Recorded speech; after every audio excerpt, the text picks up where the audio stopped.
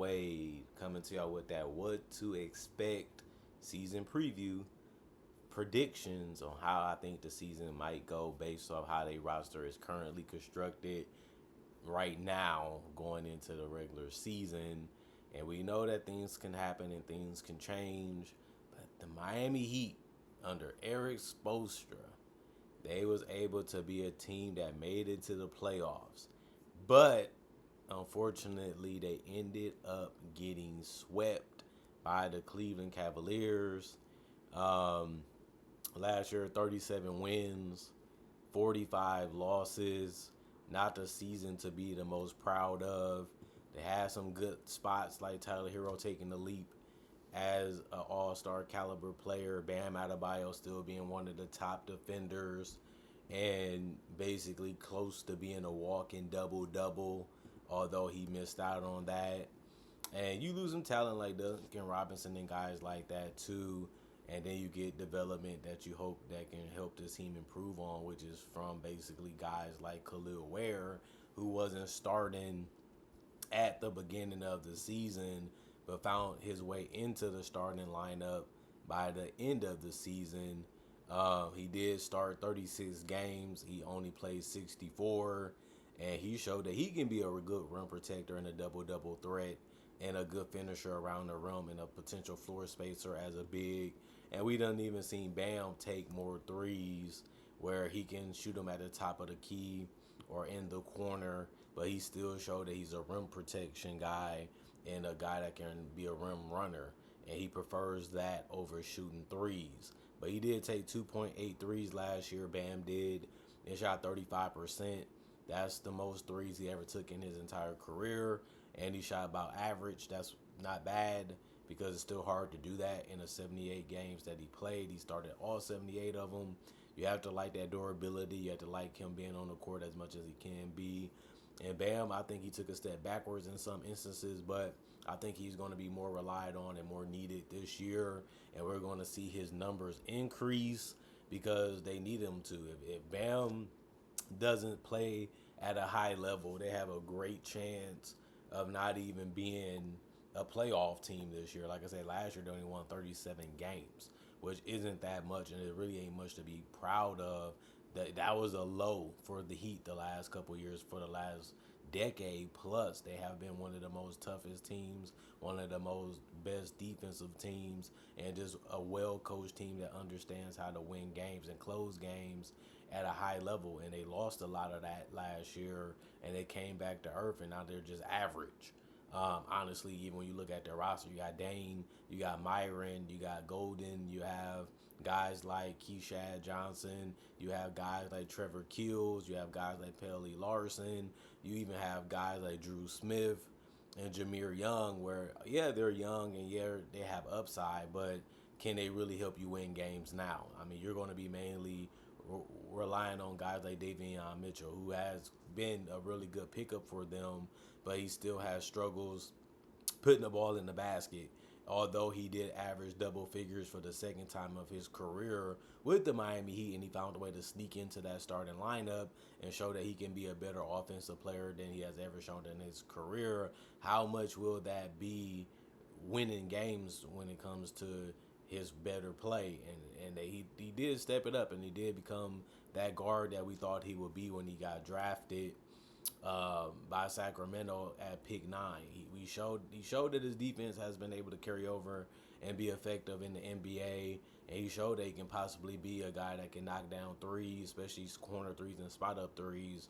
But he also showed you that that's the best is probably going to get, and his counter to that was being a better playmaker, where he did average 5.3 assists for the Miami Heat, and I think that was a strong thing for him to do.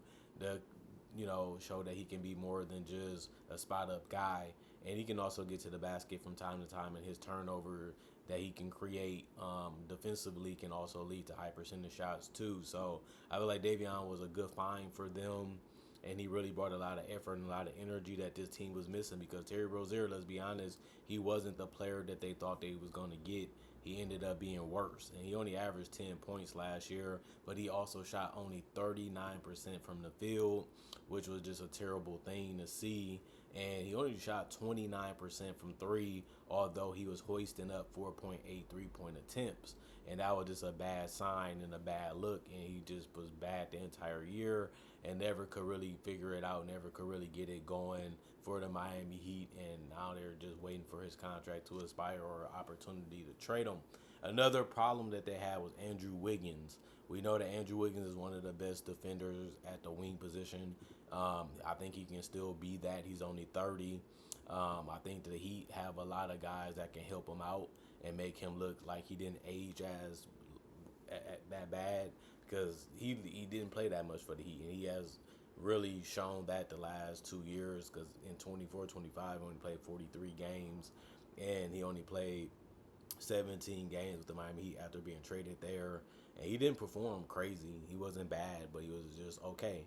And I think that he needs to play at a higher level, at an all-star caliber level, which he has shown that he can be able to do, even with the Warriors. And I think this team gives him more opportunities and more touches, and they're going to rely on him a little bit more. Can he stay healthy? Can he stay dependable? I think that that's something that he's going to have to prove this year. And I think that he should welcome that challenge. He should want it. He still should want to be showing them, the NBA and the fans, that he's still one of the best wings in the game. And, even though he didn't last at the top of that best wings, he got there before, and now it's about, can he even play at the Minnesota level? And can he be defensively as good as he was for the Warriors? And that's what Pat Riley and Erik Spoelstra is going to want from him. Can you be a two-way talent that can play hard defensively, get your points in the paint, get your points in transition, knock down a couple threes, knock down a couple mid-ranges, and get to the basket and get to the free throw line? We're not asking you to do much. We're not asking you to do anything crazy. We're just asking you to be a guy that we can get a ball to and you can make a shot or a play by yourself. And that's what they really want from Andrew Wiggins. He's not going to be Jimmy Butler. He's not going to be a guy that's a superstar, but can he fit and bridge the gap between Bam and Tyler? We know Tyler Hero is going to be a 25-point scorer possibly. He's going to take away some playmaking and some ball handling duties. Same with Davion Mitchell, sometimes Terry Rozier, and even Norman Powell. But we still need Wiggins to defend, rebound, score in the paint, and do those things consistently. And like I said, he has shown that he can do it. He can show that he can contribute to winning. He has shown that he's a winning player as a starter. And now he has to do that all over again with the Heat. And I think he should be ready for that. He should want that, because people have been talking down on his name. People lost respect for him. People felt like he was a guy that really wasn't that great. He's just an okay player, and he can silence all of that by accepting the role that Pat Riley and they were supposed to think he can be, which is back an all-star player. And I think he can get there. Like 19 points is really, really good. Let's not act like it's not, but 18 points, we need more than that, and that's basically what he averaged for the season, was 18 points, 4 rebounds, 2 assists. I think he can do better than that. He can shoot better from the field. He can shoot better from three or close to it, and he's already shown in his career he's about average from three at 35%. So that's something that they want more of. But if you look at his numbers with the Heat, he had respectable numbers across the board, and I think that they should only increase with him being more comfortable with his teammates and him being dependent on to do more for him. So I'm expecting Andrew Wiggins to play better, and if he doesn't, he's going to really drag this team really, really down, and he's not going to help this team make the play-in tournament or the playoffs. He's going to be really, really pivotal for this team. You can say the same thing about Norman Powell. He backed it up last year that he can be a guy that can be a bucket getter. He showed that he can create his own shot. He showed that he can be efficient. He showed that he can knock down threes. He showed that he can, play at a higher level than we thought that he possibly could.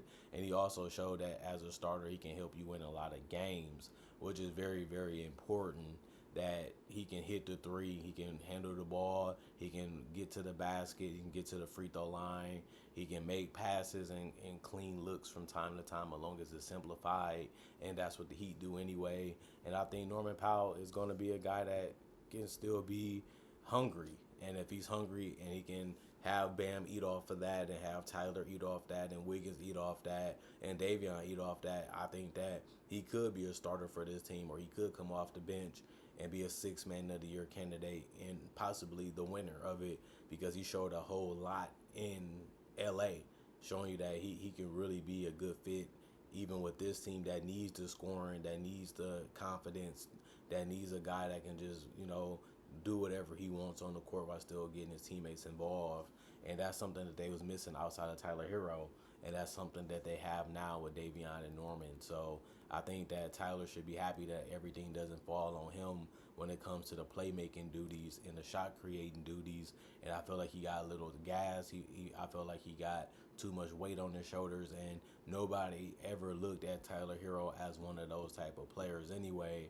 But he was able to show that he can be, but he needs a little bit of help.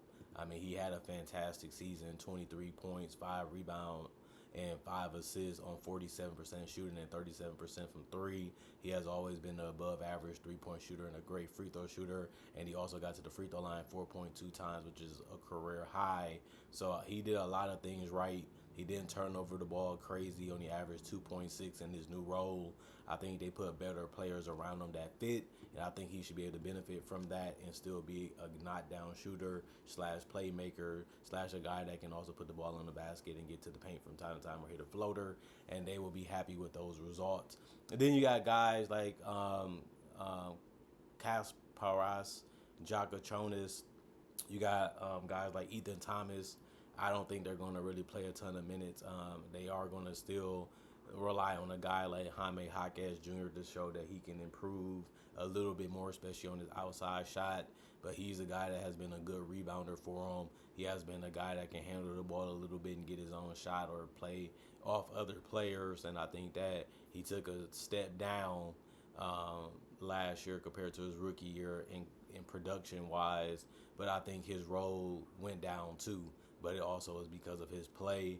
I think they're going to rely on him a little bit more this year, and we're going to see if he's going to be able to step up and be a guy that can really go out there and help this team win more games.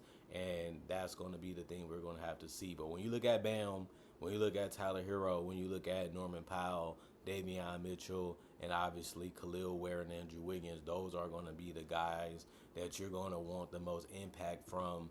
And that's the biggest question now. Are they that good? Are they going to be a team that can play at a high level, can compete at a high level, but struggle closing out games, struggle winning games? Can they knock down the three ball enough? Can they score enough points without being slowed down? I feel like that was one of their biggest problems since I watched basically every Heat game last year.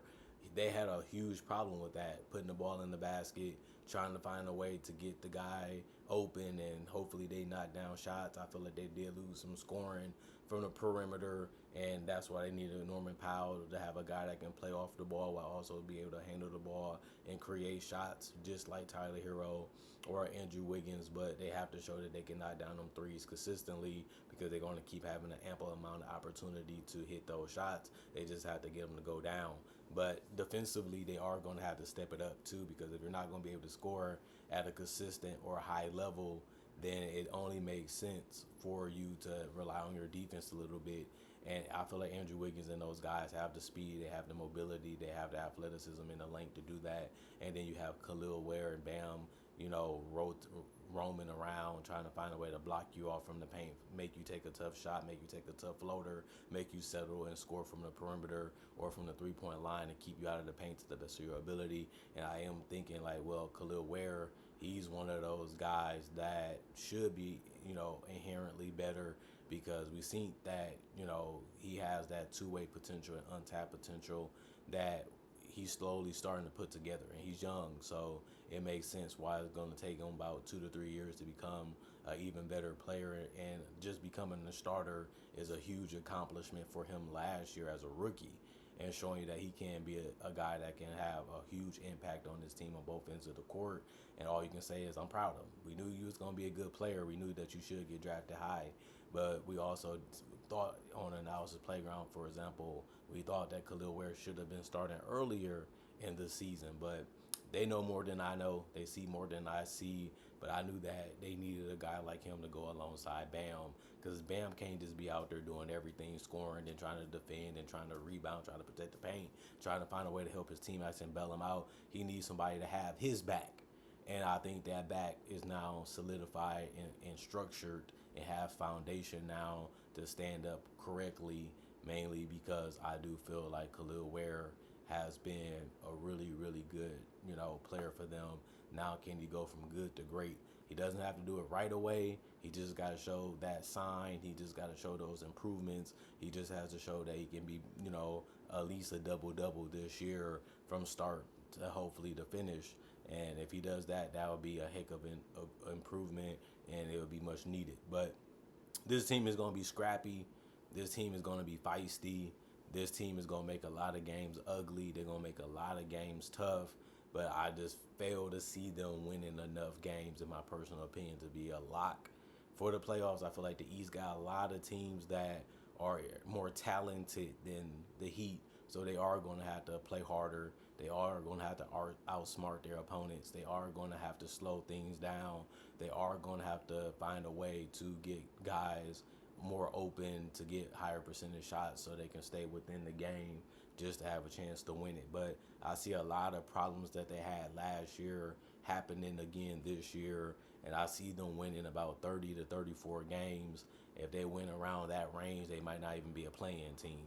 Teams like the Hawks and stuff like that moved up, and I feel like the Heat didn't do enough to solidify themselves as a playoff team besides giving them credit for it. Well, Bam knows how to win games. Tyler knows how to win games. Eric Spoelstra is one of the best coaches in the world, but eventually that goes so far. Even Greg Popovich hasn't made the playoffs in multiple years. You still need talent. You still need stars. You still need great players. You still need great role players. And if you don't have that, or you don't have enough of it, you just get beat, by teams that's well coached too, but has more talent, has more things they can throw at you, and have more things that they can make, more difficult towards you. And I think, like Eric Spoelstra was saying, this was a very difficult experience. This was very hard to take in, because he knows that it can be happening again this year, because this team did not improve that much.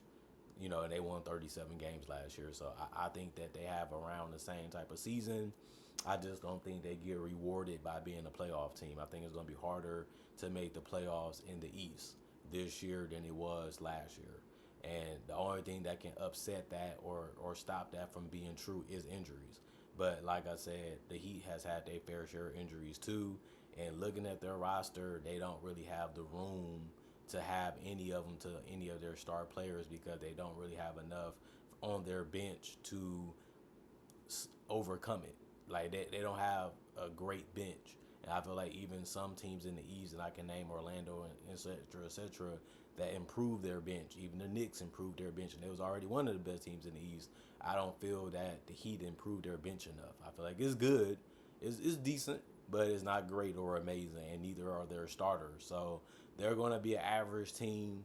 They're going to be a okay team, and that might be enough to get them into the play-in. But I always say you got to make the playoffs. But even if they made the playoffs, this team would be a first-round exit. I said last year that they'd get swept by Cleveland, and it ended up being true. People didn't believe me. People thought I was a little crazy. It didn't happen.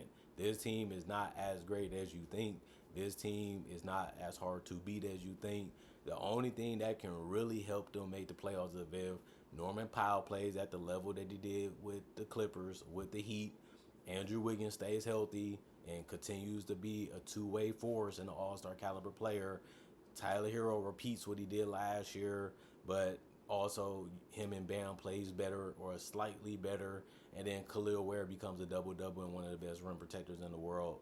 And then other guys just pick up, some of the slack that they did last year, like Terry Rozier and guys like that, and play better. If they just improve a little bit, fit a little bit better, play a little bit better, and compete a little bit more, that will be enough to get them 40 wins, maybe 42 wins, and then you're looking at 7th or 8th. But you're still looking at the fact that you're going to be a first-round exit regardless. So is it really worth going that hard just to be a playoff team, or should they just try to get a good pick?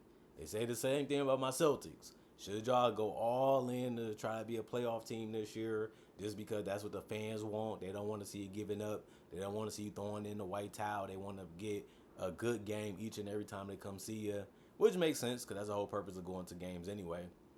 But the Heat is in that same Celtics type of range where they really want to win because they don't want to be playing for nothing, but they also do need to find a way to get more talent so that way they can be a better team with this core that they have. The core they have is good. Is decent. It's just not enough to be a legitimate threat in the conference that they're in anymore, especially after they lost Jimmy Butler. Jimmy Butler is an upgrade over Andrew Wiggins, but Andrew Wiggins is a downgrade. Powell is a great player, but he's a decent player. He might not even be in Miami that long. So they're in a situation where it makes sense for them to play the game of let's show you that we're good enough to be respectable, but not enough to make a real run at all. So it's a tough situation for Miami Heat fans. I think y'all should just accept the fact that we're better off trying to get a top 10 pick, even if we have a lot of veterans. Like a lot of their best players are older, or they're getting closer to their prime, or they're already in their prime. So either you're trying to win now, which I don't really think they have enough to do that, and I think it's obvious. So I'm not saying anything that's crazy, but I also feel like you got to get the talent somehow. So maybe you just look at some teams like Toronto and them say we on the same level as them, but we still need to keep adding more talent to this team. And mostly that's going to be done by either free agency or that's going to be done by the draft. And even if you do draft well, you can trade some of those players and get another star to go with this roster. And maybe you have one more run at it with Bam and Tyler. And that can be enough to possibly sway you to want to go in that direction. But if you're a fan and you don't really believe in Tyler and Bam as your best players with Khalil Ware and interchangeable pieces, then maybe you should just keep Khalil Ware, try to get what you can get off Bam, try to get what you can get off Tyler, and go in a rebuilding direction. And this is a season where I can see that being obvious. But we're not really going anywhere. We're not really going to be doing much. Maybe we should try to cash in on these guys now, because if we don't get a superstar to go with them, we're not winning a championship no time soon. So we do need to be in a lottery. We do need to try to get talent that way, because that's really the only way we're going to get better besides trading our two best players and getting rid of Wiggins too.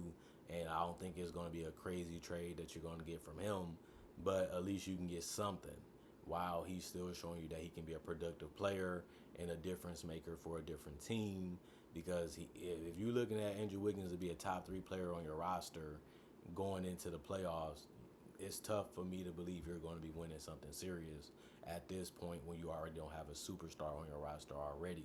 Now, if you have a player like Steph or a player that's in that echelon, it makes sense. But it doesn't make sense when that's your second or third best player.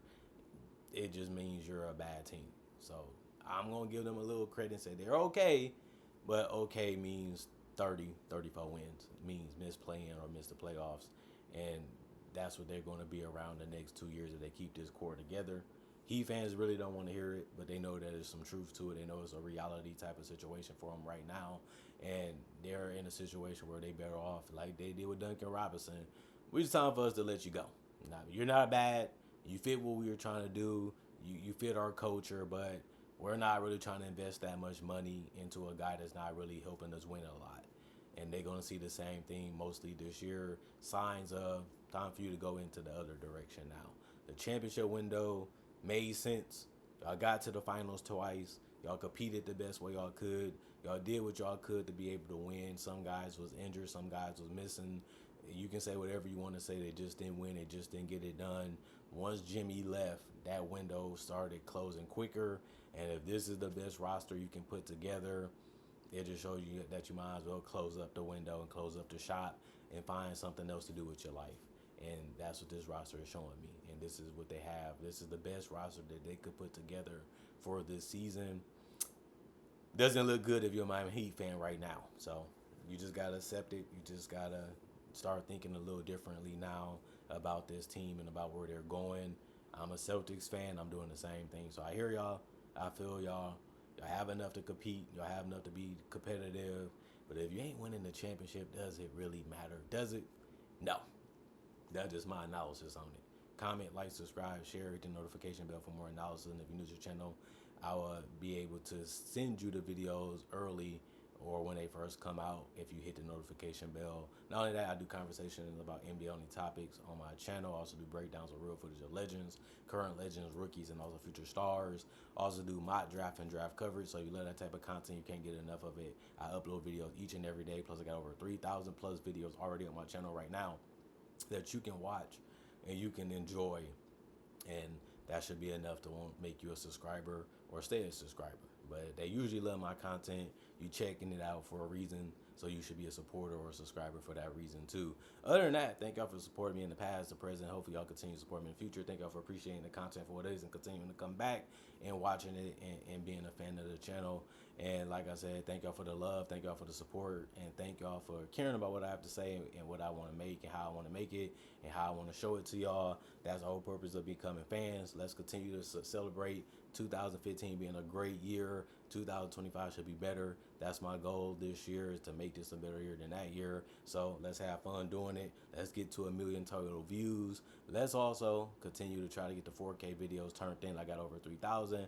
This year we should be at 4K total plus. That would be a cool milestone to hit as a person that continue to create as much content as I do and love and enjoy doing it. And y'all love it. So I'm going to give y'all as much as I can and have fun doing it. And we usually do. So let's continue this as much as we can and as long as we can. And I'm getting older, but I'm still having fun with it, still enjoying it, and still grinding to the best of my ability and trying to give y'all the best content that I can. And it seems like y'all still love it and y'all still appreciate it. So let's keep doing our thing. Other than that, I'm gone for now. Y'all stay blessed up. Peace. And I'll see y'all tomorrow, hopefully.